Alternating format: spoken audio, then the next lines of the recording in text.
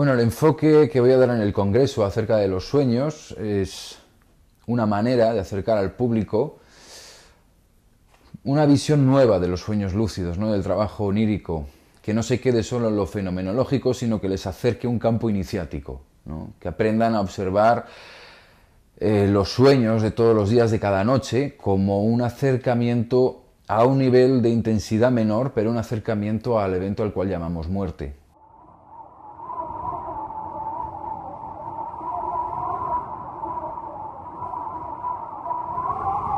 La primera fue la muerte de mi padre, teniendo yo 4 años, en la que percibí cómo dejaba este mundo. Él estaba en Canarias, yo en Madrid, y bueno, pues percibí una realidad energética que sería difícil ponerla en palabras, pero bueno, supe que aquello era mi padre dejando el mundo. Y yo dije, papá ha ido al cielo, y mi familia dijo, no, niño, que vienen 2 días, y a los 2 días llamaron diciendo que llevaba 2 días muertos, ¿no? Muerto. Entonces, esa fue la primera iniciación, ¿no? Donde la muerte era un cambio, fue bonito, no fue desagradable, y obviamente fue algo que me dejó un poco entre dos mundos porque no pude compartir esta experiencia con mis mayores. Después, la siguiente, pues a los 17 años, cuando empecé a salirme del cuerpo, porque sí, y empecé a tener estas experiencias en las que pasé bastante miedo, pero luego empecé a ilustrarme un poco y a practicar. Después ha habido muchas, ¿no? Desde trabajo con chamanes, con plantas, la muerte de mi hija, que también fue importante sentir aquel ser salir de su cuerpo, pasar a través del mío, etcétera, etcétera. Sobre todo han sido experiencias que me han enseñado que la muerte, como nos han hablado, no existe y no es real. Tal como nos han dicho que se acaba todo y esto es horrible y hay que pasar miedo y hay que pasarlo fatal. Mentira. Duele que un ser que tienes al lado deje de estar, pero no es el fin en absoluto.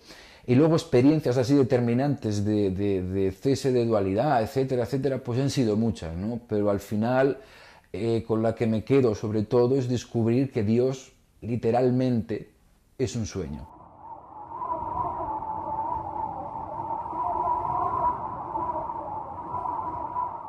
Bueno, digamos que un sueño es un ensayo de la muerte, ¿vale? Solo que a un nivel de intensidad menor. Así que podemos observar que la forma en la que morimos, o más bien la forma en la que soñamos, nos habla de cómo vamos a morir. Si hay lucidez, si no hay lucidez, digamos qué carga de inconsciente se liberan los sueños, y esto nos está hablando de si en nuestra vigilia estamos viviendo de una forma más o menos consciente o no. Si la persona ha llegado a, digamos, a las últimas etapas, a las etapas iniciáticas del trabajo con el sueño lúcido, habrá descubierto primero la lucidez en el sueño, soy consciente de que estoy soñando, y habrá conseguido que esto suceda también en la vigilia. Si esto es así y llega a tener tanto una vigilia como un sueño lúcido, se dará cuenta de que él es el propio sueño, se dará cuenta de que la dualidad no existe. Si logra esto, llegará a la experiencia en la que, al igual que en un sueño, tú estás durmiendo y en ese sueño que estás durmiendo estás creando un mundo contigo dentro, en la vigilia es lo mismo. Hay un tú más grande que está creando el mundo que percibes y te está creando a ti con un cuerpo. Este yo más grande es lo que se ha llamado Dios. Si llegas a ese estado de lucidez, cuando viene la muerte no hay nadie. Entonces no hay nadie que muera. Entonces esto es lo que sería la inmortalidad espiritual. ¿Qué sucede? No lo sé, pero se supone que el objetivo anda por ahí.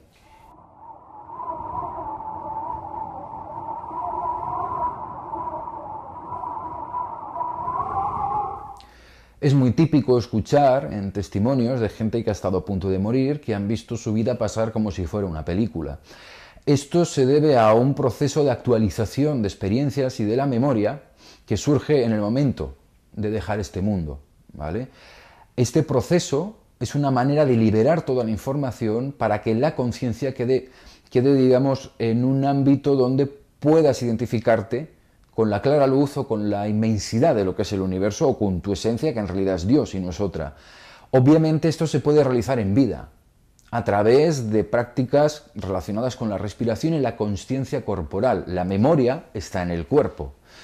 Digamos, esta faceta natural del cuerpo de actualización de la memoria es vital porque te ayuda a liberar los patrones y las descripciones con las que te identificas, la descripción del mundo y de ti mismo.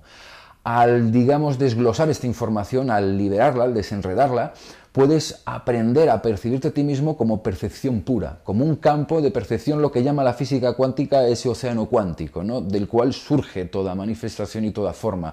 La recapitulación, por tanto, es importante también para adentrarse en el mundo de los sueños, porque si te adentras en el mundo de los sueños cargado de información, por necesidad y por forma y de forma natural, vas a volcar esa información en los sueños y te va a dar un sueño inconsciente, no lúcido. Por lo tanto, si mueres de esa manera, es muy probable que tengas la experiencia de lo que ahora llamamos vida, que es un sueño no lúcido. ¿Vale? Y estamos tratando de buscar ese despertar de la conciencia. Por eso se dice, si quieres conocer a Dios, te tienes que conocer a ti mismo. Entonces, primero tienes que ver qué es lo que no eres tú y con qué te estás identificando.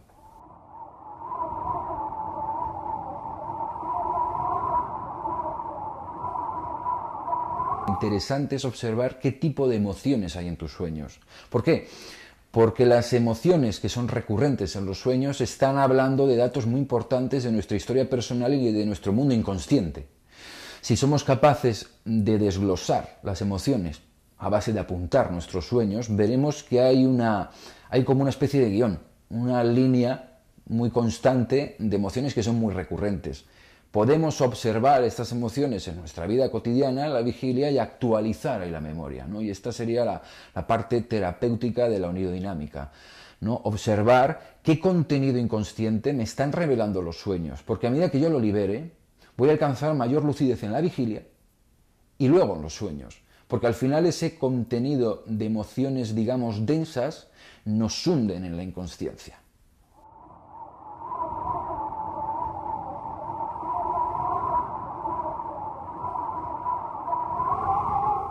Bueno, la iluminación realmente ya es. O sea, la iluminación, digamos que se muestra en todo su esplendor cuando el buscador que ansía ser iluminado desaparece. La felicidad sucede cuando el que busca ser feliz se quita, porque si tú buscas la felicidad, lo que está sucediendo es que crees que no la tienes y crees que tienes que encontrar algo que está fuera de ti.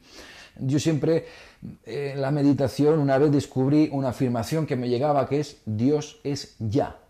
Quiere decir, no hay que buscarlo. Entonces, no hay nadie que se ilumine. La iluminación es ser lo que tú eres. Y para ser lo que tú eres, insisto, tendrás que descubrir qué es lo que no eres. Realmente, para que un niño se ilumine, lo único que hay que dejar es que su capacidad de ser feliz se manifieste sin que los adultos se la cortemos.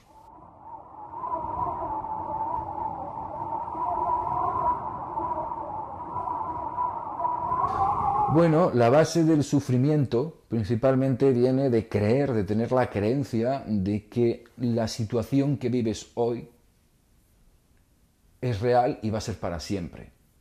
Si observas el mundo desde la experiencia de que es un sueño, de que tú mismo eres un sueño, de que en esencia casi podríamos decir que ni siquiera existimos, si observamos que la parte manifiesta de Dios, ese hágase la luz, por lo tanto todos nosotros y el universo en sí es literalmente un sueño, llegas a un estado de dicha y de felicidad. Es como el que busca el desapego y esa búsqueda del desapego le lleva de forma errónea a una actitud de desamor, de frialdad, de traición hacia sus propios sentimientos y al final a un enganche al desapego. Realmente el desapego solo sucede cuando percibes que el mundo como tal no es real, sino que es un sueño, es una creación. Entonces todo conflicto que tú puedas vivir, desde tu persona hasta cómo es el mundo, la situación en la que está el mundo, en realidad tiene un componente onírico, no es definitivo, está sujeto al cambio. Por lo tanto, el sufrimiento, cuando se llega a esta experiencia, desaparece. De modo que una manera de ayudar a la gente que está sufriendo es ayudarla principalmente a vaciar el vaso, ayudarla a desliar esas conclusiones emocionales que ha heredado y que ha ido aprendiendo de lo que es él y lo que es el mundo, para empezar a percibir que si en cualquier momento vas a morir, en cualquier momento la forma que hoy encarnas va a desaparecer y va a suceder en un presente, en un aquí y ahora, no en un después. Si miras la vida desde este punto, observarás que la vida es tan inestable como lo es un sueño. En cualquier momento cambiará de forma radical y tu visión del universo, o sea, el universo mismo y tú cambiaréis de forma radical, ¿no? Observar la vida desde ahí obviamente nos lleva a un estado de cese del sufrimiento y comienzo de la dicha y de la felicidad.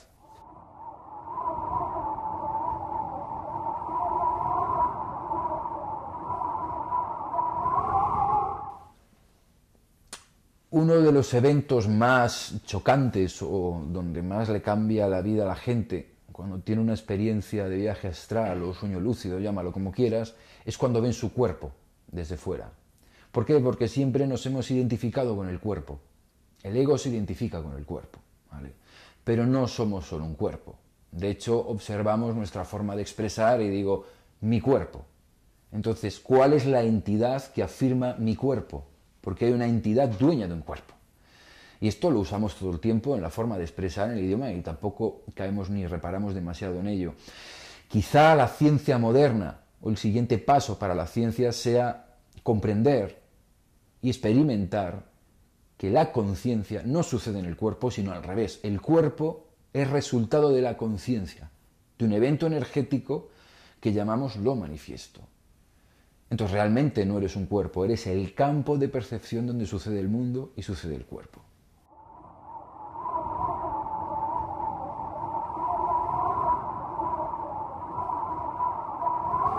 La meditación no es una opción.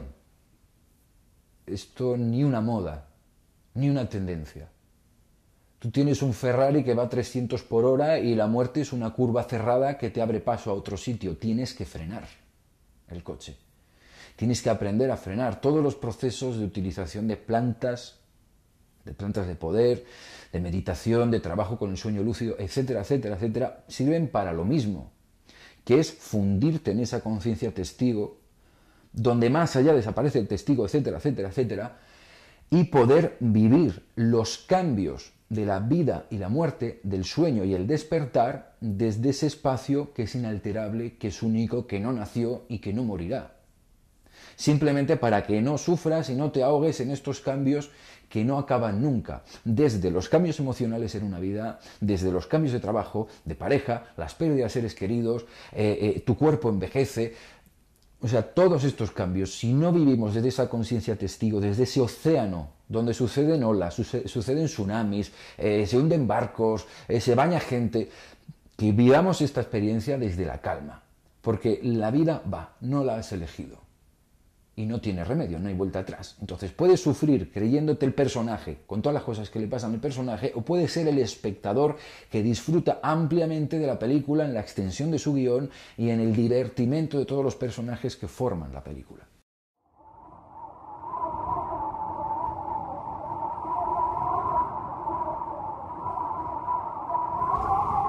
Cuando la gente entra en contacto con familiares que se han ido, obviamente estamos ante un evento mágico y muy bonito, ¿no? Que tenemos una idea cultural de la muerte bastante inmadura, ¿no? Del miedo, de todas estas películas de Hollywood, de los zombies y todas estas tonterías. En realidad todo esto son gestos de amor, ¿vale? Y una de las experiencias más bonitas que he tenido es cuando murió mi abuela y se me presentaba en el astral y primero ella seguía con una actitud de senilidad, que es lo que acababa de dejar, y poco a poco nuestras conversaciones en ese estado onírico, pues yo le dije y le insistí, oye, ¿qué eres el universo ahora? Entonces me miró y nos dimos el abrazo que no nos dimos en vida, ¿no? Quiere decir que existe realmente una onda, una fuerza que después de la inercia de esta vida hay una continuidad donde a los que se van, a los que mueren, hay que ayudarles a que abandonen los apegos de esta vida, que son muchos, ¿no? Sobre todo el apego emocional que tienes ante tus semejantes, sobre todo si dejas hijos que todavía te necesitaban, pues suelen generarse apegos muy fuertes o si has dejado asuntos muy pendientes, ¿no? en el mundo.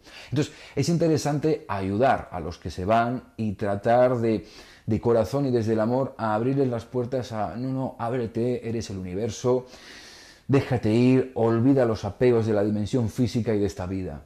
Más allá de esto, lo que descubrirás es que en realidad la muerte no existe, ¿no? Si tú quieres superar, mal dicho, si tú quieres, digamos, aceptar la muerte de un ser querido, cuando dicen superar, para superar la muerte de un ser querido habría que resucitarle, pero si quieres vivir con esto, lo que tienes que aprender es a seguir amando a ese ser, aunque ya no esté aquí, ¿no? Entonces descubrirás que el amor no tiene límites.